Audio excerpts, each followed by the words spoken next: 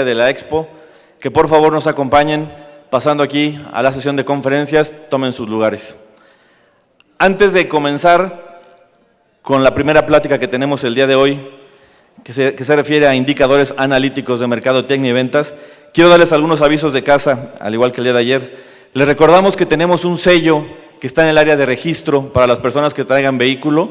Con ese sellito, en lugar de pagar 60 pesos por hora, van a pagar una cuota fija por todo el día. Son 180 pesos. Les recordamos que tienen que ponerle sello, por favor. Y el sello es a las dos partes, es a los dos cupones, al de la máquina electrónica y al del ballet, si es que lo dejaron con el ballet. Es el primer aviso. El segundo aviso también, el día de hoy hicimos una modificación al programa en relación con años anteriores. Lo que hicimos este año fue, vamos a terminar la ponencia a las 12:10 a más tardar, para que tengan tiempo de ir a hacer su checkout. Le estamos dando un espacio en un break ahí para que puedan hacer su checkout. Y como lo hicimos también ayer, quisiera agradecer a todos nuestros patrocinadores que hicieron posible esta convención. Comenzamos con la categoría Diamante, y en la categoría Diamante tenemos a Interval International y a Resort Condominiums International. Gracias. Muy bien. En la categoría Oro tenemos al Consejo de Promoción Turística de México, al Consejo Nacional Empresarial Turístico, al Fondo Nacional de Fomento al Turismo y a la Secretaría de Turismo del Gobierno Federal. Gracias. En la categoría Plata tenemos a Leisure Deferred Annuities and Yacht E.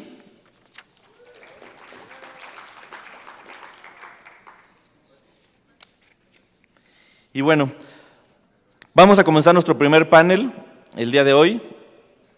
Quiero presentarles al señor Todd Rodgers. Todd inició su carrera en la industria de tiempo compartido hace 31 años. En 1982, en Consolidated Resorts, en el departamento de ventas. Todd, de manera personal, ha sido acreditado por Microsoft, contando con diversas certificaciones por parte de esta empresa, y es el fundador de Track Results Software, la primera y única empresa de la industria dedicada de manera exclusiva a la inteligencia de negocios. Track Results fue la primera compañía en ofrecer servicios basados en la nube a las empresas mexicanas de tiempo compartido, y su servicio es utilizado en más de 200 plazas a todo lo largo de Estados Unidos. Bienvenido, Todd.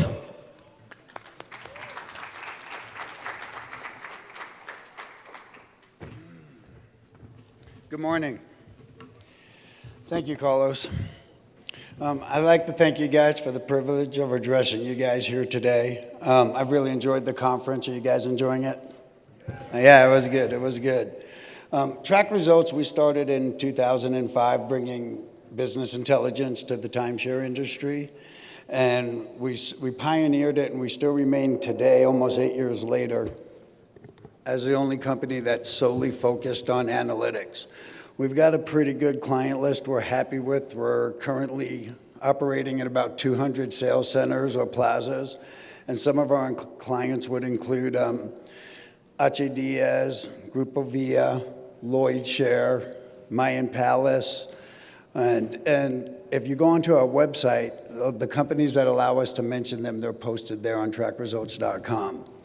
Today I'm going to talk to you guys a little bit about infonomics and how they can improve your process of investigation to impact your bottom line as a company by using analytics to increase revenues. I'm going to dig into the world of analytics a little, and I'm going to try and limit the topic to 3 things: the importance of your data, the difference between mundane reporting and actionable analytics, and the Mexican industry sales statistics from a cross-section of about 15 different resorts that we got a blend of data to share with you. So I'm going to start with a short glossary of terms, of words that you'll hear. And when you're learning to investigate analytics for yourself, you're going to come across these words. So maybe I can give you some information to look forward, because I remember when I first started hearing them, I kind of had the glassy eye look as I learned some of these terms. Infonomics. Infonomics is the discipline of asserting economic significance to your information. It provides a framework for business to value, manage, and wield information as a real asset and a tool. That's what it really does. Business intelligence, you'll be hearing this referred to as BI very mostly. BI is like a buzzword today. It's really big. BI is basically a set of practices or theories or programs that allows you to take the data that you have or data that you're gathering and make it useful and actionable. The key thing there is to make it actionable for business purposes that you can use to impact your bottom line. KPIs. Most of you know what a KPI is, but a KPI is short, the abbreviation for Key Performance Indicator.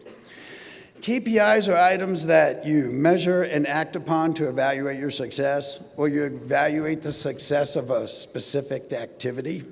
Examples of primary KPIs you might use would be, in a resort that's still active in sales and marketing, would be cash collection, count of tours, VPG, volume of guests, lead conversion rates, in-house penetration on your marketing, cancellation reasons, days for a pender to come good. These are all metrics that you can monitor and investigate to make improvements on little slices.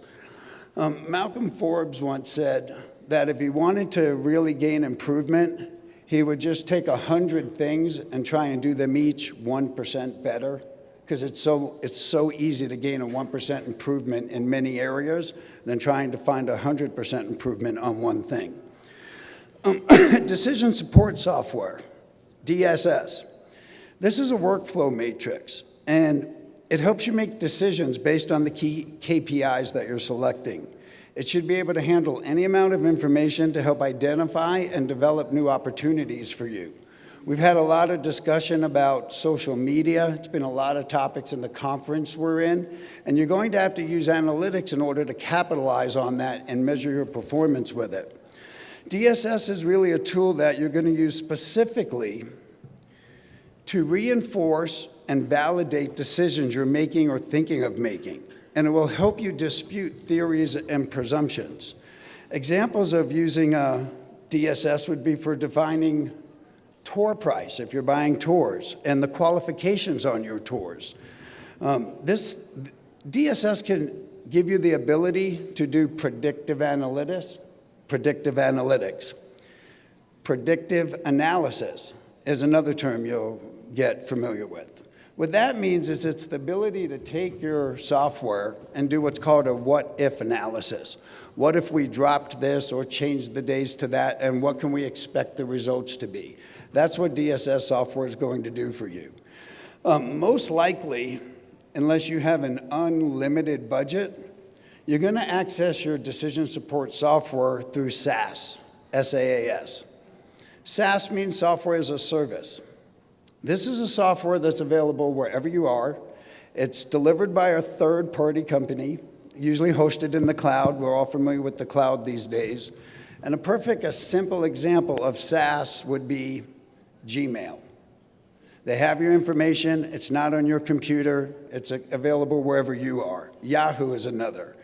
And keep in mind that as our technology advances these days, there was a time when email was even slow to be adopted, and people still don't trust having their information on another company's servers.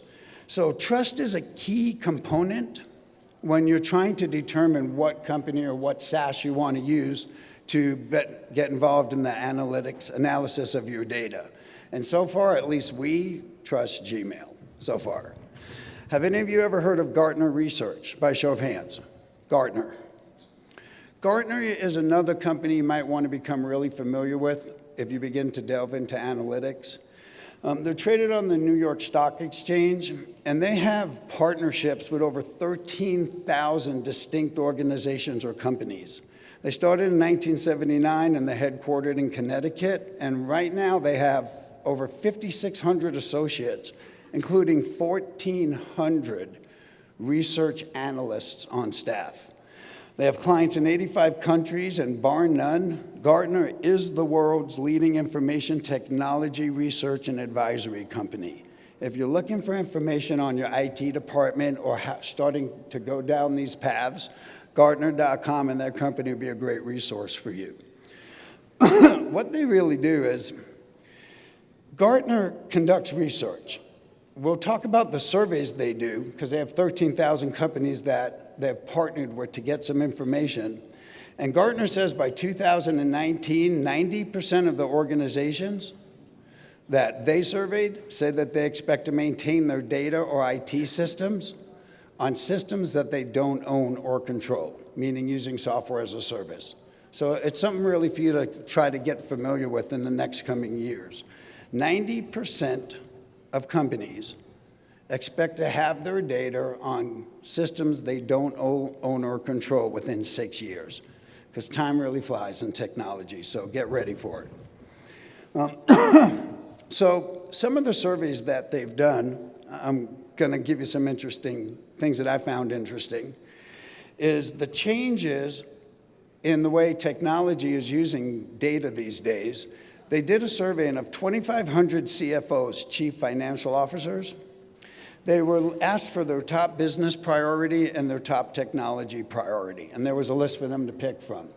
The CFO said their top business priority was to facilitate analysis and decision-making, because this is the people, these are the guys who handle the money and make sure the company is remaining profitable. Their top technology priority is business intelligence and analytics. When they did another survey of 2,800 CIOs and CTOs, the Chief Information Officer and the Chief Technology Officer, again, their top business priority was increasing enterprise growth, which is really about scalability and taking their technology across their company rather than having it limited. And business intelligence, again, was their top priority from the list of choices. 31% of those CEOs surveyed said their number one business priority is to redevelop technology and their information capability. That applies to a lot of you in here that are currently struggling through some of those challenges. And hopefully, we're trying to give you some things to take away today that might help you go down that path. CEOs have already recognized that all of this expansion and all of this analytics can't be done with the existing IT budgets. And it's kind of like borrowing from Peter to pay Paul, we all know. When you borrow from Peter to pay Paul, Paul loves you, but you're always in debt to Peter. What they're doing is they're making a business priority to get more creative in the realization of what an IT budget actually is, and they're starting to shift to more specialized departments. And this will help make sense of their IT troubles. One new growing trend, which was even recently discovered by myself, is called the CDO. I don't know if any of you have ever heard of a CDO, but it's starting to catch on. There's hundreds of companies hiring them. This is their chief data officer. This is someone whose sole job, company-wide, is to find ways to monetize, not just protect, but monetize and use their data as an asset. The chief data officers, I mean, these companies are finding so much value in correctly applying their data that they're hiring specific departments just to handle this asset. And as you guys are getting more involved in all this data management that we're getting closer to, it's something for you to consider to take the most advantage of it. The CDO, or the Chief Data Officer, works tight with the CTO, the CIO, the CEO, and CFO, and the individual departments, sales and marketing, to identify the needs of them. This is kind of like the company's champion. He's the go-to guy, and he's going to take all the decisions that are made and then go out and make that happen. And the key is always remaining flexible. These companies have to adapt because their competition is adapting. The point I'm trying to make is this is not about your marketing budget or social media strategies. Those are all important things of course you have to take care of. But you can use analytics to take the data you already have on site, under your control, and turn it into actionable things that you can make actionable. I just want to repeat that. You guys already have a tremendous amount of data. You collected from your tour information, from the survey sheets, from all the brilliant minds in your staff that interact with your customers. And there's just a plethora of information you could start to tap into right there. So everybody always wants results. Results, results, results, right? Results I want to address here are kind of the difference between reporting and analytics. Is results are typically the end of a summary of actions that are taken. And they're usually communicated in the form of reports. We all have reports. Everybody in here has reports. Everybody do this. Stacks of reports on our desk. Reports for this and reports for that. Reports in themselves are not typically based on analytics. They're rather usually a summary count of items or actions that have taken place. They generally represent like a single set of statistics. And in order to start getting into analytics, you have to run another report and get this conglomerate of reports together. You know, it used to be like people would say analysis is paralysis, because there was such a tedious workload to sort through and dig through and collate that information to find out to make it usable. Fortunately, these days, there's tools available for you to bring this together. So I'm going to show you a couple little analytics on some companies, how they're using it. And then I'll get to closing with you guys with the Mexican statistics, and I'll allow you to get on here. Okay, this, I can't see very well, and I apologize, because if I can't see it very well, you can't. But this represents a company. This is not a big timeshare company. This is a club, a vacation club. And because people attending this conference run the gamut from large to small, I wanted to include it. But what they're doing is, when you're looking at an analytics report, and if you're a numbers guy, you see this stuff all the time. If you're not, this just bores you to death. That in 2011 to 2012, applying analytics, they've had their tours go up in the first column as a count of quality tours. Their CTs, or courtesy tours, went down, which made their marketers happy because they got paid on more tours. They've reduced their cancellation from 17 to 13%, which those 4 points represent about 25%.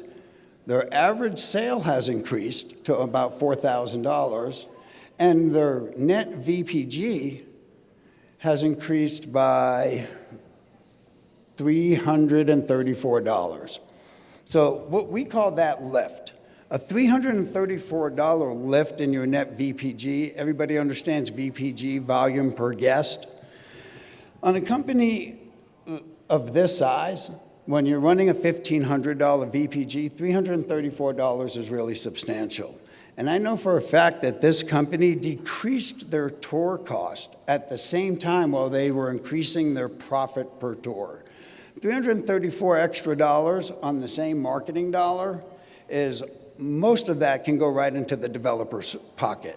But this doesn't happen fast, and this occurred, for example, from the end of 2011 to the middle of 2013, because we took the most current data. And that's a period of about 2 years. But it also represents $334, if I can point out. In 2012, in the first column, they had 8,000 tours. This is not a big company. They're doing about 600 prospects a month. But $334 on 8,000 tours is $2.6 million on the same marketing budget. And I want you to keep this in mind when you're considering if you're a candidate for hiring a CDO, making an analytics department, whether you're going to outsource it to another company or you decide to build it in-house. The money has to come from somewhere, and if you're applying analytics right, it's going to come from your customer. This is another example of a company. Is this my cancellation slide? I can't see it. Yes, here's another company. Thank you. We're seeing 2011 and 2012. If you notice in the first column, they had over 16,000 tours each year. What I'm trying to demonstrate here is consistency. They had the same amount of tours, they had almost the same amount of sales, they had the same closing percentage. If you go down to their cancel rate by applying analytics to their cancellation of saving deals during rescission, they took it from 12% to 9%. Again, I want to remind you, numbers people, that it's not 3% that they reduced their cancel rate by, but that's a 25% reduction in cancellations. Going from 9 to 12, that's 25% increase. If it went the other way, you'd feel terrible. And it represented $9 million in that 1 year different on the same amount of tours. Remember in the first column, in both years, this company both had 16,000 tours, but they put $9 million extra dollars in their pocket. This is where you find the money for your analytics. So historically, analytics is delegated to your marketing department, sales department, or IT department, and nobody really wanted the job. A lot of these days, people still don't want the job. But with statistics and it lift in the money you're already spending, that's where you find the budget for these things. So I'm going to show you a couple of statistics on Mexican or tracks and statistics on just the Mexican tracks here. The first one is countries of tour source, I believe. This is where the customers came from. What we did here, prepping for you yesterday, is we divided into the Western Mexico tracks and the Eastern Mexico tracks. Now, please remember, this is a cross-section of maybe 15 different resorts. We don't have 100%. We don't even have 50% market penetration, but I think it's fair for you to get a sampling of what these companies are doing on average, because it's spread across about 15 properties. So on the first top of Western Mexico, what we did is we sorted it by the top 3 countries that these customers were presenting to, and we listed them 1, 2, 3 by the last column on the right, which says VPG. So Canada and Western Mexico is running about a $5,300 VPG for these companies that are using analytics. These numbers do not include pending business or equities when they're doing it in-house and trading in their equities.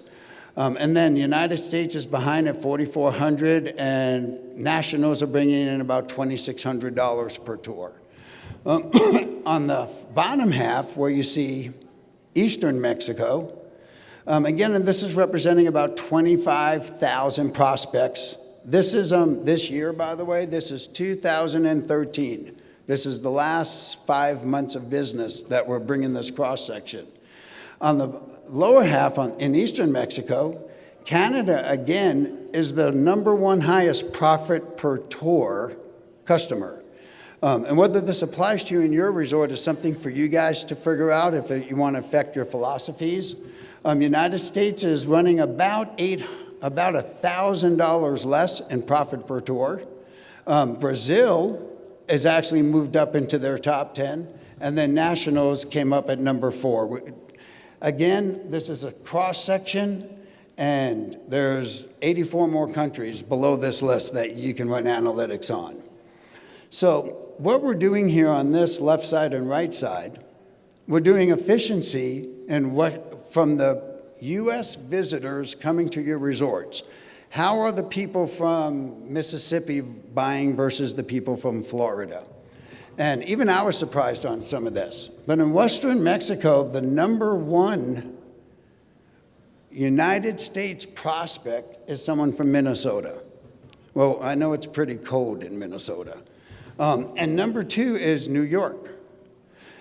I've found, with 30 years in the business, all the things that I always thought I knew. When I run analytics, very often I've even surprised myself because my presumptions were wrong, and it's what I was trained to believe coming up.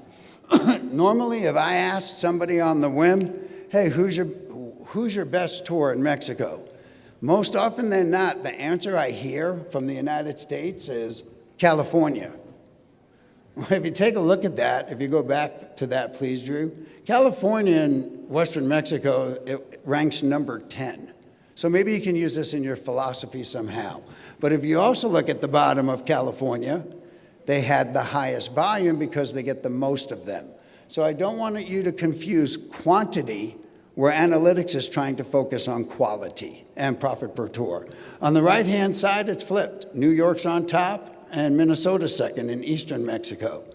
And if you guys have more questions about this afterwards, we've been working to try and make some information available that never will jeopardize our clients, and it gets to remain anonymous. So that were states and countries. This was an interesting one. We did efficiency in Western Mexico versus Eastern Mexico tracks based on the relationship status of the customers. And number one, the highest in Western Mexico, although there's not as many, was Quinela's. And the way you apply, again, analytics to this is your company gets to make a decision. Do I take a Quinela and do I split it into 2 tours or keep them together? And the highest return was when they were keeping them together, even though sometimes they got 2 sales out of them. Single women was running over 2,500. And interesting, like this really was surprising to me, that married couples came in 4th. Typically, isn't it usually the married couple you're always soliciting first? Well, taking a look at your resort and your demographics of the products you're trying to sell, you'll market accordingly. In Eastern Mexico, again, Quinela, Cohabs, single women, and married couples come in 4th. Interesting when you're running these numbers. So analytics, Pender conversions by countries. We've got some more of these, but I ran a little bit. We started a little bit late, and I ran over. So there's analytics you can do for your sales and marketing, again, without spending more money, except spending time and money on figuring the data you have to make it more profitable. It's the discovery and communication of the patterns in your data that allows you to take action on this. So in closing, I say, how do you improve your experience and get involved in analytics for your company? We've tried to limit it to 4 things you need to do. If there's nothing else you take away from this, here's a way to get started if you haven't already. Number 1, dedicate a budget. As soon as you got a budget, you got to put somebody in charge of it.